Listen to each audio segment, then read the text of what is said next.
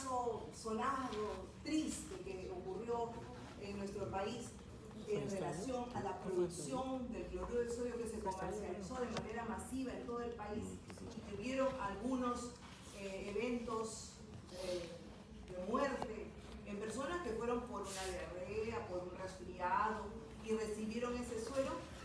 ¿Recuerdan? ¿Qué características tenía ese suero? Era un suero hipertónico, tenía grandes concentraciones, ¿no?, de cloruro de sodio. ¿Y qué pasó en el organismo de esas personas?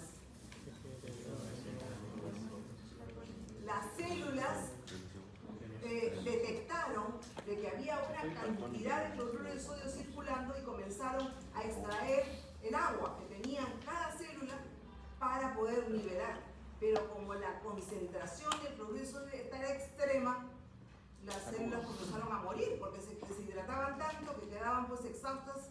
Y en el caso, ¿cómo se denominaba en el caso de los glóbulos rojos? Se exprimen tanto. Crenación, muy bien, se crenaron, empezaron la lisis, ¿no?, celular de los glóbulos rojos y obviamente la muerte de las células, en primer lugar, del sistema nervioso, ¿no? Por eso que comienzan las convulsiones, la cefalea intensa, las hemorragias cerebrales, etc.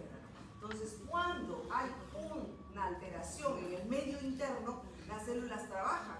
Ahora, favorecen o no, se logra contrarrestar esa alteración, bueno, va a depender. Sin embargo, como vemos, nuestro organismo responde para tratar de equilibrar la alteración que se presentó. Muy bien, ese mecanismo es parte de la ósmosis. Muy bien, vamos a ver ahora, vamos a mencionar el transporte activo. El transporte activo, como también ustedes lo han mencionado, tiene la característica de movilizar las moléculas en contra de la gradiente de concentración. Y para ello, ¿qué moneda energética utiliza? El ATP. El ATP entra allí a jugar un rol sumamente importante. Existen dos variedades. El transporte activo primario, que maneja las bombas, que se denominan así las bombas, el sistema que maneja principalmente los electrolitos. Por ejemplo, aquí la bomba de sodio-potasio está trabajando incluso en contra de la gradiente de concentración. Entonces, en este intercambio ya hay, digamos, está establecido que cuando salen 3 moléculas de sodio, ingresan 2 moléculas de potasio. A diferencia del transporte activo secundario, que tenemos dos características, dos variedades. Una de ellas es que el Symport transporta 2 sustancias, pero en la misma dirección. Vale decir que puede transportar a la vez sodio y glucosa, que de extracelular ingresa al intracelular. El otro mecanismo es cuando se pueden transportar 2 sustancias, pero en dirección opuesta. Por un lado, una ingresa y la otra sale. Y se denomina secundario antiport. Cuando ingresan en la misma dirección 2 moléculas, se denomina transporte activo secundario Symport. El antiport, por ejemplo, en este esquema tenemos que sale calcio pero entra sodio, o sale hidrógeno y entra sodio. En el otro ejemplo ingresan sodio y glucosa. Este es el mismo esquema con las dos características. El Symport, que entran las 2 moléculas del extra al intracelular, y en el antiport una molécula ingresa y la otra sale. Y para ello, obviamente, utiliza el ATP. También, en algunos casos, en algunas condiciones, la membrana celular participa de manera activa en la transferencia, en el transporte de las moléculas. Cuando se quiere sacar al exterior la membrana misma, se adquiere una forma de vesícula, y de esa manera las moléculas internas del intracelular salen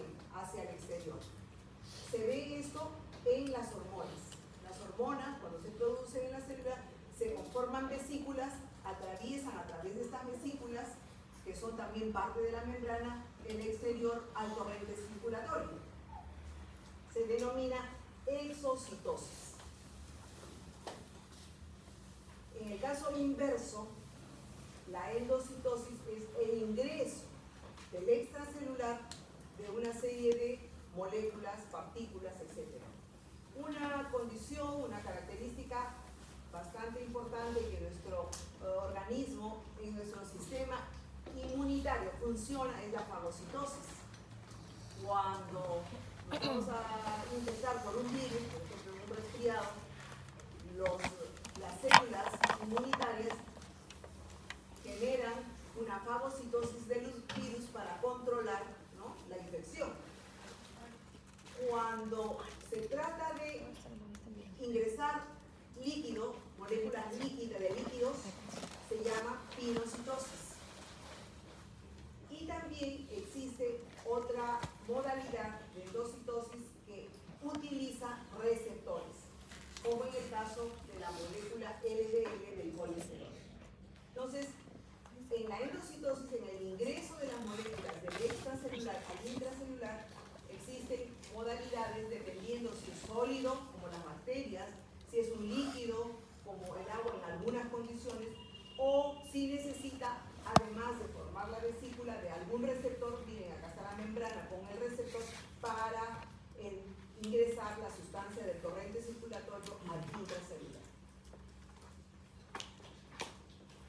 En este mecanismo de transporte existen pues también entonces unas proteínas que forman parte de la estructura de la membrana celular y que facilitan este movimiento de las moléculas o de los iones en el intercambio, ¿no?, extra-intra o intra-extra que se ocurre o que se presenta en las células. Sin embargo, hay pues una regulación, no es al azar, sino dependiendo de las condiciones que corresponden.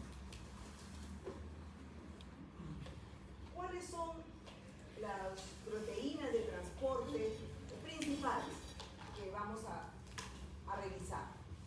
Y son aquellas que facilitan pues también el ingreso o salida de diversas moléculas. Proteínas de canal, ya hemos visto, ¿no?, los canales iónicos. Hay otros canales que son los que facilitan la transferencia de moléculas de agua, que se llaman acuaporinas. Hay unas proteínas transportadoras, dijimos que en la membrana celular había unas estructuras denominadas GLUT, que casi específicamente manejan el ingreso y la salida de la glucosa de la célula. También aquí determinado tipo de bombas, cuando por gradiente de concentración más energía van en contra de la gradiente o van dos moléculas juntas, lo que hemos visto, las bombas funcionan de esa manera y también utilizan unas enzimas, en este caso ATPasa, que es parte del ATP, o el transportador también de aminoácidos. Tenemos también proteínas de transporte en la sangre. Entonces hay una serie de moléculas que requieren de estas proteínas, como la albúmina. La albúmina es un gran transportador de una serie de moléculas, de una serie de partículas que conforman, por ejemplo, algunas hormonas. Algunas hormonas necesitan unirse a una albúmina para trasladarse desde la célula de producción hacia el tejido o el órgano blanco. Internamente también existen estas proteínas que van a trasladar, ¿no?, internamente esas moléculas.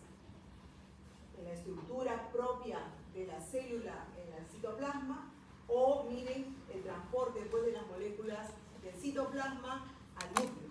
Por eso les decía, esta cascada de señalización no solamente va del exterior al citoplasma, sino también puede llegar hasta el núcleo dependiendo de lo que se requiera en el estímulo celular. Existen una serie de vías. Esta señalización no es única. Vimos el ejemplo, ¿no?, de la acetilcolina funciona de una manera en el músculo cardíaco, funciona de otra manera en las glándulas salivales, etc. Entonces, dependiendo del órgano, el tejido, el sistema, hay una serie de vías con características diseñadas y determinadas para funcionar. Vamos a repasar algunas de ellas. Receptores acoplados a la proteína G intervienen vía, ya lo hemos mencionado, y en esta vía, esas proteínas que tienen como aliados en esta cascada de señalización los segundos mensajeros de los que hablamos, ejemplo de ellos, el AMP cíclico, el inositol trifosfato o el diacilglicerol, moléculas sumamente importantes que vamos a ver enseguida. Los receptores tirosina quinasa también ya lo hemos mencionado. Estos activan la polimerización y se autofosforilan, o sea, ceden molécula de fósforo o reciben molécula de fósforo, intervienen en esta cascada específicamente para algunos procesos como procesos mitogénicos. La vía de señalización del calcio, igual es un sistema, una cascada que incorpora en este grupo de señales al inositol trifosfato. ¿Para qué? Para liberar calcio. Puede ser contacto directo de célula a célula, ¿cómo dijimos que se llamaba? El Notch, o que estaba dentro de qué clasificación? Glutamina, muy bien, ¿no? Entonces, esta vía Notch es la característica del transporte de eustacrino, del estímulo de eustacrino, de la comunicación, y que regula, por ejemplo, la diferenciación celular y tiene un papel importante en el desarrollo embrionario, ¿no? Está pues las células multiplicándose, diferenciándose a partir de determinadas porciones, ¿no?, del embrión. Y también existe una vía como receptores nucleares. Esta vía responde, por ejemplo, a las hormonas, a determinadas hormonas, como el cortisol, estrógenos, vitamina D, y también forman parte de la regulación de expresión genética. Muy bien. Las proteínas, simplemente para mencionarlas ya, también la hemos visto. Los canales iónicos son poros pues, que facilitan, permiten el ingreso y salida de estos iones, de estos electrolitos, sodio, potasio, y se encuentran pues, en la membrana celular. Las acuaporinas específicamente casi están determinadas a facilitar el transporte de agua. Importante su presencia en las células renales, que están constantemente absorbiendo agua, eliminando agua. Entonces, la localización de estas proteínas para el transporte son de diferentes tipos y dependiendo del tejido o del sistema y la función que tengan, se encuentran localizadas. Y estos transportadores facilitadores de los que hemos hablado, pues las permeasas relacionadas directamente a las moléculas GUT, que como ejemplo característico es el transporte y el paso de moléculas de glucosa, sea el torrente circulatorio hacia los tejidos, vale decir, hacia las células, intracelular. Muy bien. Entonces, un repaso nuevamente, que tenemos estas proteínas de transporte, las bombas iónicas que utilizan las ATPasas, sodio-potasio, la bomba de calcio, que también es muy importante. El calcio interviene en muchas de las cascadas o de las vías de señalización. También hay una bomba de protones que facilita el intercambio de hidrógeno y potasio, dependiendo de las condiciones. Y como siempre dijimos que el ATP forma parte de la facilidad de proporcionar la energía en este intercambio y en este transporte de moléculas. Los transportadores acoplados, ya también lo hemos mencionado, de tipo SYNPORT o ANTIPORT, el ingreso de las moléculas en la misma dirección o dos moléculas en direcciones opuestas, esa facilidad. Y aquí tenemos el resumen, ¿no? Los canales iónicos, las bombas de sodio y potasio, el transporte acoplado que comunica el medio intracelular con el medio extracelular. Además de estas proteínas que se encuentran en la membrana celular, también existen enzimas, una gran variedad de enzimas que tienen como función también colaborar, contribuir con este transporte. Forma parte de las señales o las respuestas para el metabolismo, como las dentro de la señalización celular y obviamente el transporte de esas moléculas. En algunos casos estas enzimas no solo están formando parte de la membrana celular, sino se pueden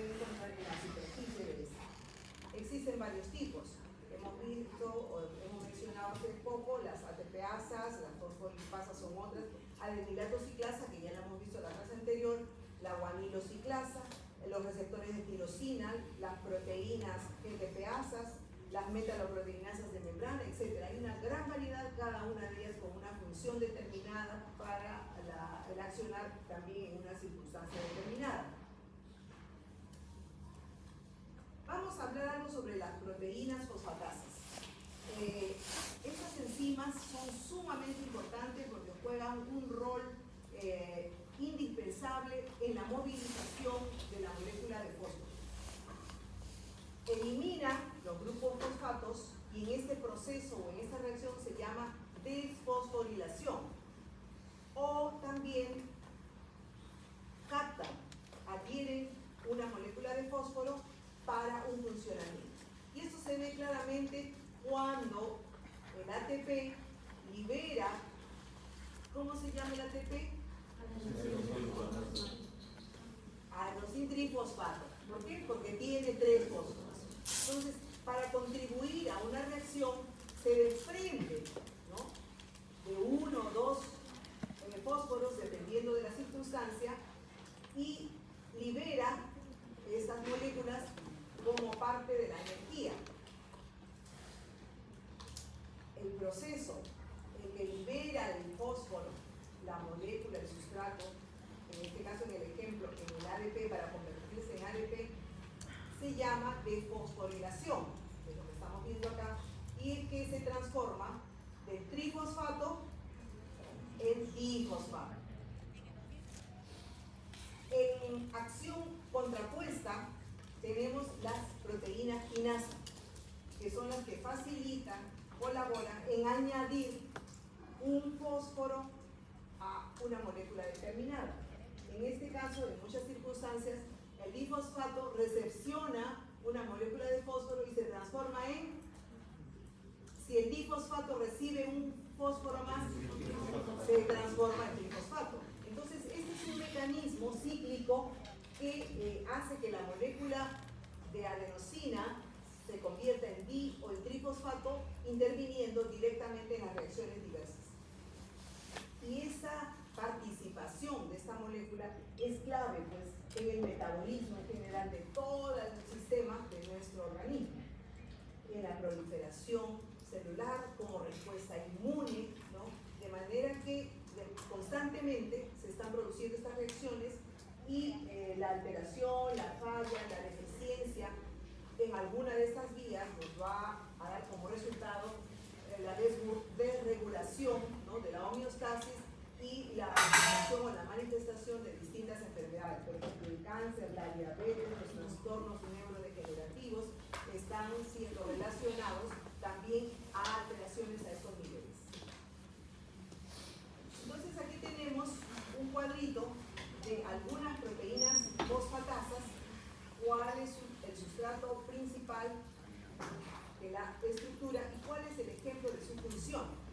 Por ejemplo, la fosfatasa de feniltreonina actúa, pues, sobre los residuos de feniltreonina y hay varios tipos, actúan directamente regulando el metabolismo y la proliferación celular.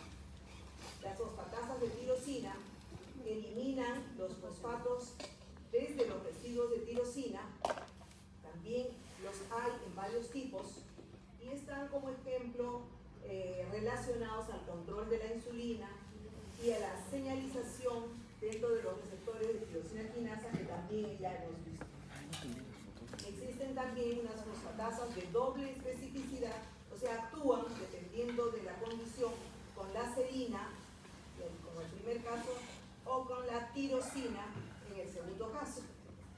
Estas fosfatasas también son diversas, de varios tipos, y actúan principalmente desactivando las cascadas de componentes mitogénicos. También existe otro tipo de fosfatasas relacionadas al inositol, que vamos a ver es un segundo mensajero. Entonces, estos segundos mensajeros pues juegan un rol importante dentro de la cascada de señalización.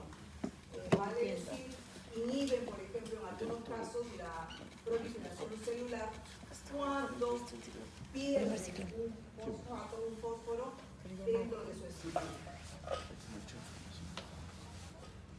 ver la vía de los fosfoinosíclidos. Los fosfoinosíclidos están relacionados pues a la presencia, a la actuación, a la intervención de las moléculas de fósforo y representan una intervención importante dentro de la señalización, pero en la fase intracelular. Están activadas por la proteína G. Vimos que la proteína G activa pues la guanosin difosfato, ¿no? Y ahí hay una transformación porque la guanosin difosfato también tiene moléculas de fósforo. Esta proteína activa estos receptores de tirosina para intervenir en las reacciones intracelulares. Se denominan y forman parte de los segundos mensajeros, formando inositol trifosfato, porque tiene 3 fósforos, se forma en el retículo endoplásmico y este mensajero se encuentra dentro de la cascada que funciona para la salida de calcio y la molécula de acilglicerol.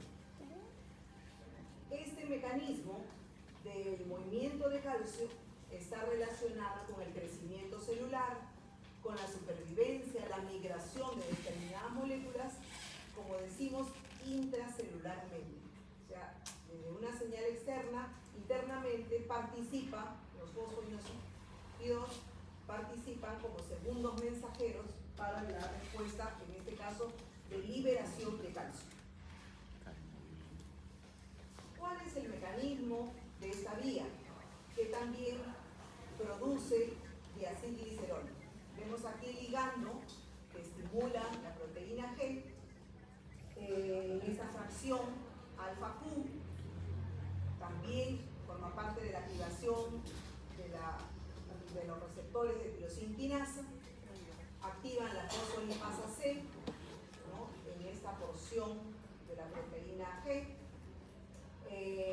Y a partir de la molécula del fosfatidiniositol 4,5-bifosfato, hay una reacción y se produce ya el inositol trifosfato y el diacilglicerol. El inositol va a tener el papel importante en la movilización de calcio y el diacilglicerol va a activar la proteína quinasa. Ahorita hemos mencionado las quinasas. ¿Cuál es su función, su rol en relación al fósforo? Fosforilar, muy bien, la quinasa fosforila. ¿Y cuáles son las enzimas que desfosforilan? Las fosfatasas, muy bien. Entonces, en esta vía se activan las proteínas, obviamente si hay liberación de calcio, para contribuir a la contracción muscular, ¿no? O en el caso del diacilglicerol, para la secreción de insulina en el páncreas. Entonces, este resumen, un esquema que resume lo que estamos mencionando.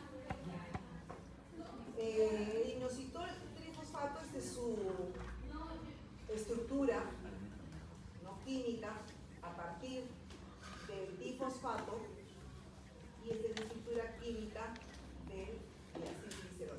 ¿Cuáles son las funciones del inositol trifosfato? Que es la molécula importante, que es un segundo mensajero que hemos dicho, y que funciona intracelularmente, es la liberación de calcio. Interviene en esa vía de liberación del calcio. También activa las proteínas que dependen, ¿no? de esta liberación y regula procesos, pues, por lo tanto, de contracción muscular, en algunos casos también como neurotransmisor, o también parte de las secreciones hormonales de algunas de ellas. Muy bien. Los transportadores GLUT. En los últimos años se ha avanzado bastante en los estudios y se ha conocido las características, las ubicaciones dentro de la estructura celular y las funciones que cumplen estas proteínas, ¿no? Pertenecen a la membrana celular y que facilitan, ¿no? la difusión, principalmente algunas de ellas, como vamos a repasar, de las moléculas de glucosa en la membrana celular, obviamente. Son regulación de la glucosa. Existen varios tipos, cada una está ubicada en un órgano, células de algún órgano o sistema específico, y tiene también características de función específicas determinadas. Se ha relacionado el tipo, la variedad de GLUT4 con la diabetes mellitus o con el síndrome metabólico. La disfunción de esta proteína pues tiene relación bastante importante con la manifestación de la diabetes 2 o del síndrome metabólico. Existe mucha información al respecto. En el caso del tipo de GLUT1 y 3, se han estado estudiando para producir moléculas farmacológicas que nos permitan un tratamiento contra el cáncer. Entonces, cada una de estas variedades de GLUT tiene una aplicación y una función determinada. Por ejemplo, aquí tenemos 12 de los 14 que corresponden a las variedades, y vemos que están ubicadas en el cerebro, en el hepatocito, también en el líquido cefalorraquídeo que va al cerebro, en el músculo y en el tejido adiposo, que es el GLUT4 que hemos puesto como ejemplo para la diabetes. Este otro está ubicado en el intestino delgado y en el hepatocito, también en los espermatozoides. Esta otra variedad, el 6, ubicado en el vaso, en los leucocitos, el GLUT7 en el hepatocito, el 8 en el testículo, en el cerebro, el 9 en el riñón, en el hepatocito, en el páncreas, el GLUT10, también relacionado con alguna función o intervención dentro de la producción de la insulina, el GLUT11 en el músculo del corazón, el 12 en la próstata. Entonces, cada tipo de GLUT está ubicada en la célula del órgano o sistema específico, obviamente, para funcionar como está diseñado.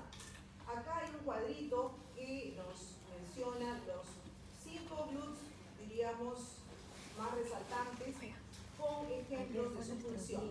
El GLUT1 está en la arteria hematoencefálica, en los eritrocitos, y su función principal pues es el transporte de la glucosa para que la glucosa ingrese a la célula.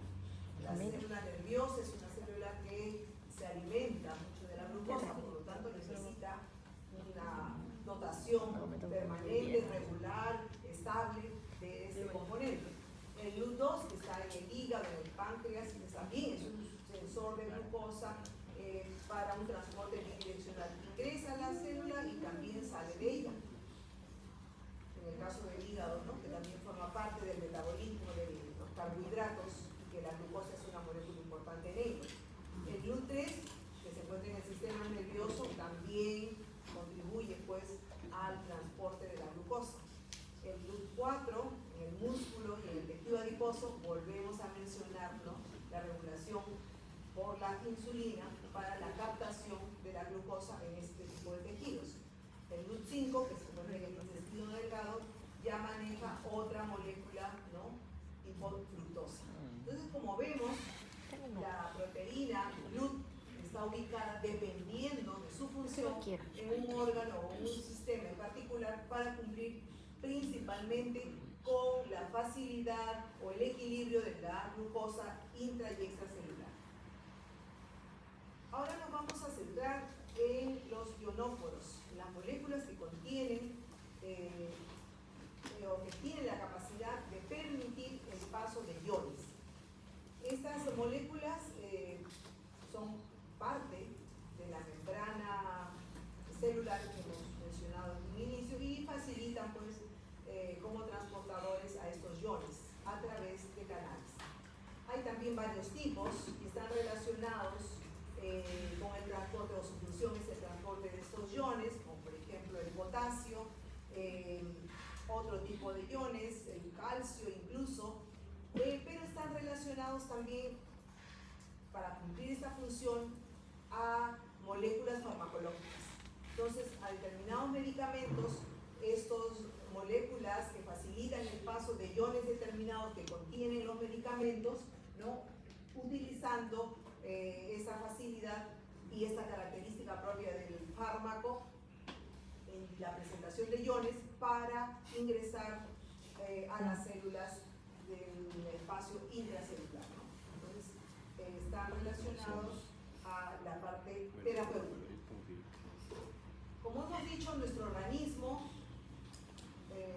la función principal, el objetivo, la meta es el funcionamiento para mantener un equilibrio. Y ese equilibrio, ¿no?, incluyendo el equilibrio químico del que estamos hablando, requiere como condición un balance, ¿no?, entre todo lo que se produce, todo lo que se consume, la energía que se genera, la energía que se utiliza para mantener lo que denominamos la homeostasis. Nuestro organismo esté funcionando ok en todo. Sin embargo, hemos mencionado que hay muchos momentos de manera natural, hasta fisiológica, en que va determinado órgano o sistema funcionando más, otro funcionando menos. Por ejemplo, en el momento del sueño, ¿no?, cuando estamos durmiendo, también cambia el funcionamiento de nuestro organismo. Hay determinados tejidos, determinadas células que también están, ¿no?, diríamos, en una condición estática. Hay otras células que están trabajando, etcétera, etcétera, ¿no? Entonces, es difícil mantener un equilibrio permanente de manera constante. Sin embargo,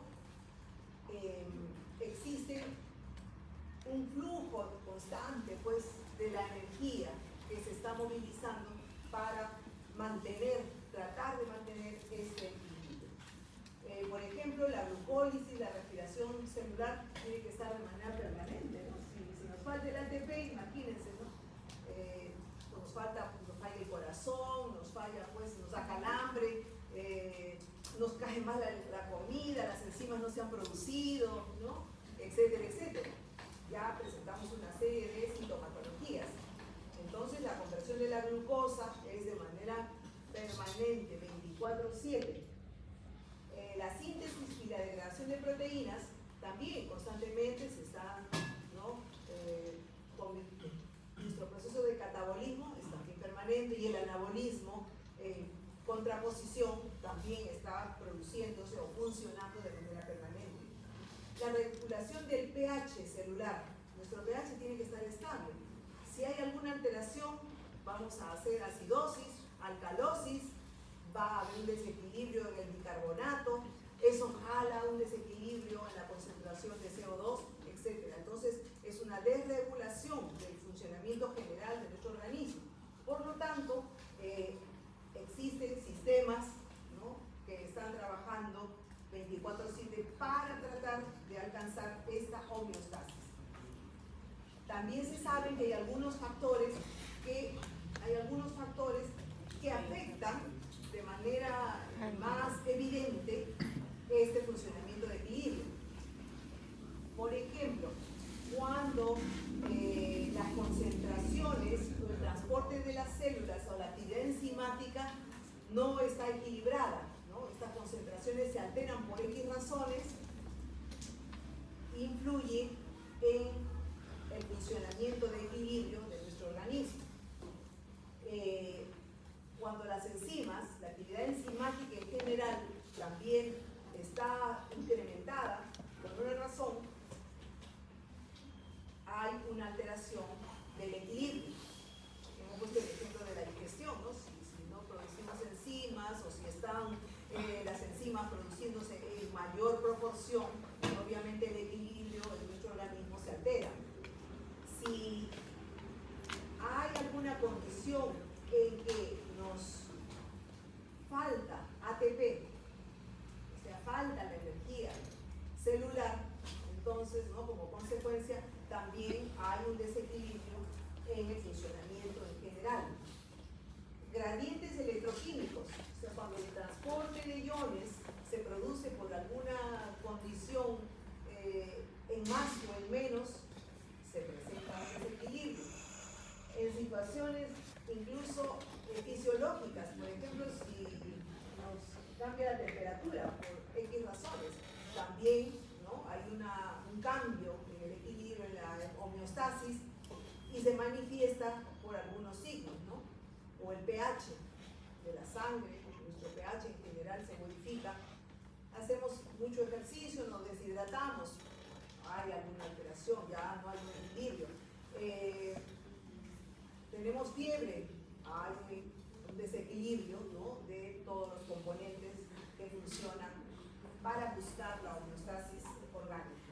Entonces existen muchos factores también en contra de la búsqueda permanente de nuestro organismo de buscar el equilibrio. Vamos a hablar de este potencial del fósforo, ¿no?, que es la molécula importante que forma parte de la estructura del ATP. Este potencial de transferencia, o sea, es una molécula que fácilmente se desprende, como hemos visto en los ejemplos. En el caso del ATP se desprende una para intervenir en una reacción que genera la necesidad de esta molécula de fósforo. Entonces, esta molécula tiene esa capacidad de transferirse fácilmente de un componente a otro.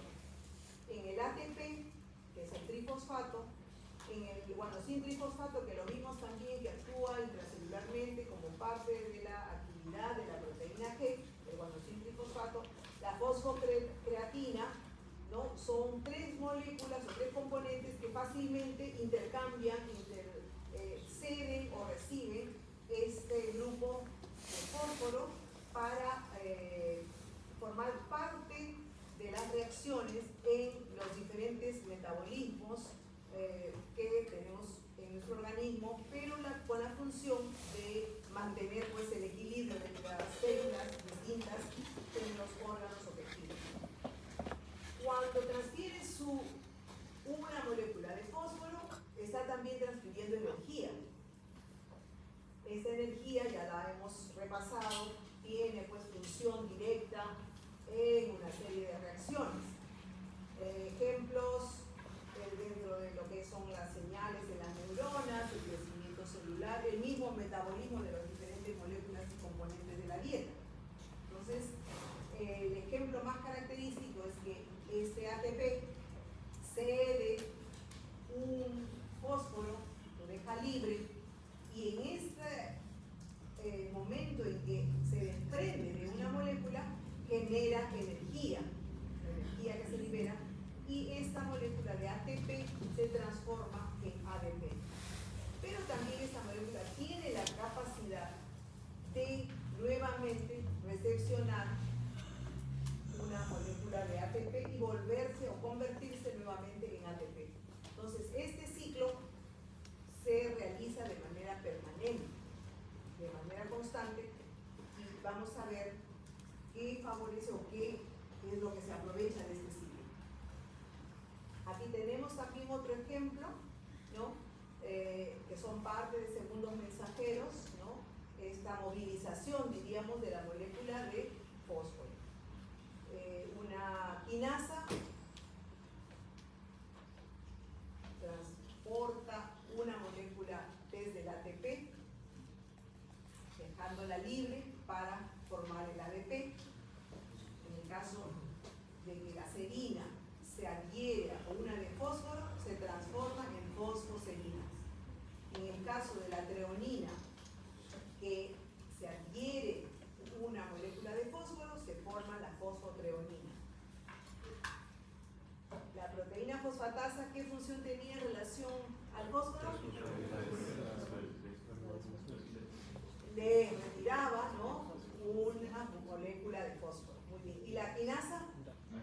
Añade el fósforo. Entonces, este es un ejemplo de cómo es el circuito y cómo se realiza permanentemente. ¿Por qué? Porque el ATP transporta la energía, como hemos dicho, y este grupo fosfato y este intercambio de manera permanente es la pieza angular de la generación de la energía.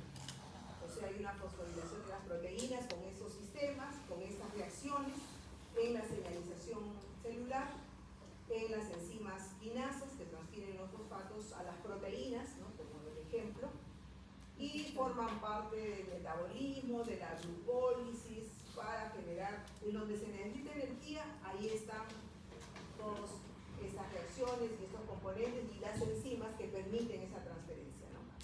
Las quinasas están esperando recibir en esta porción química las moléculas de fósforo para el funcionamiento que corresponde a la intervención que corresponde. Entonces vamos a hablar sobre la adenosín trifosfato. Repetir nuevamente que es la molécula energética de la célula y su función principal es transferir pues, la energía en todos los procesos que significan el funcionamiento de nuestro organismo y que son por supuesto vitales. ¿Cuál es la estructura del ATP? El ATP se estructura por una fracción, una porción de adenina, una porción de azúcar o ribosa y una fracción que une al grupo fosfato.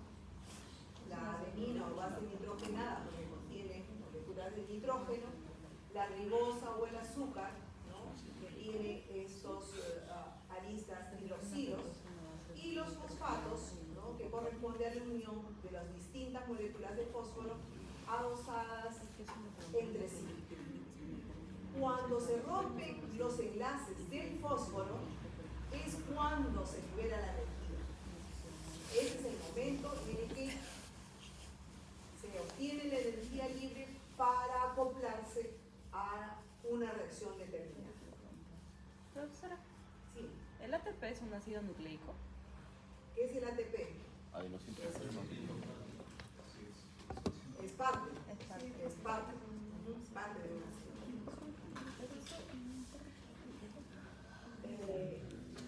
Este ciclo hemos dicho que es permanente, ¿no? Estamos liberando fósforo, recepcionando fósforo como parte de las reacciones de todo el sistema en general, constantemente.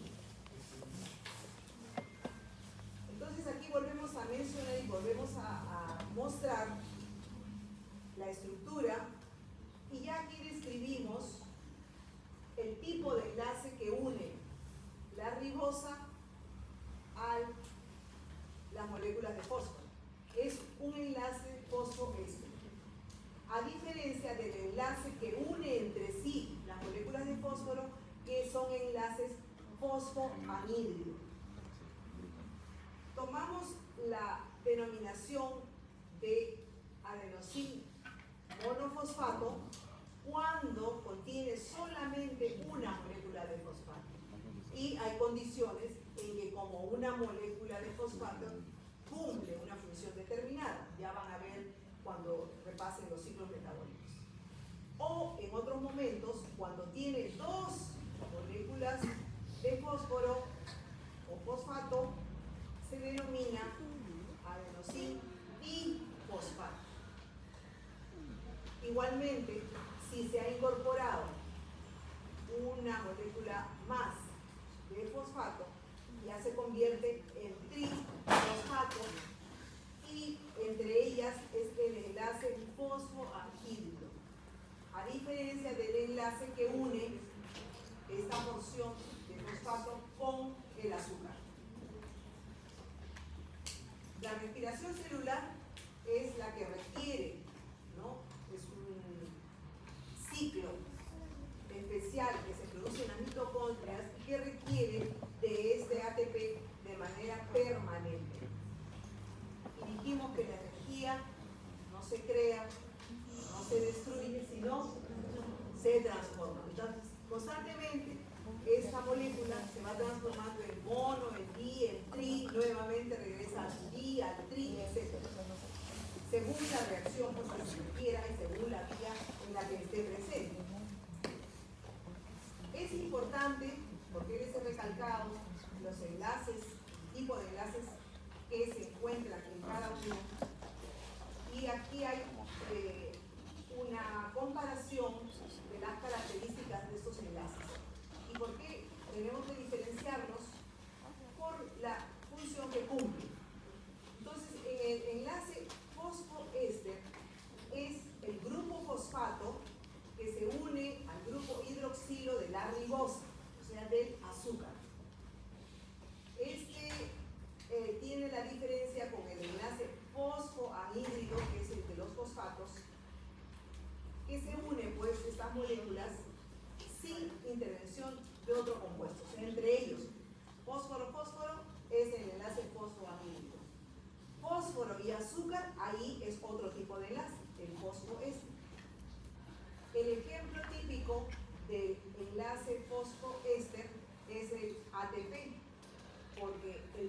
fosfato está unido al azúcar con este enlace. En el ATP se unen 3 moléculas de fósforo. Entonces la unión entre ellos es de tipo fosfoamídido. ¿Y cuál es la diferencia principal, la característica principal de estos dos tipos de enlace? Es en relación a la energía que almacena. Cuando se desacopla todo el grupo fosfato de la molécula de azúcar, este enlace libera una energía en poca cantidad.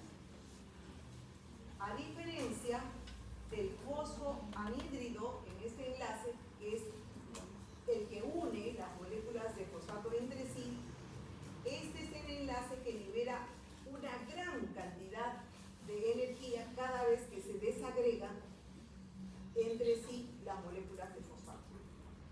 Entonces, cuando se rompen estas cadenas, este enlace fosfoéster no libera tanta energía, a diferencia del fosfoanhídrido, que sí libera una energía bastante alta y obviamente necesaria en los distintos procesos.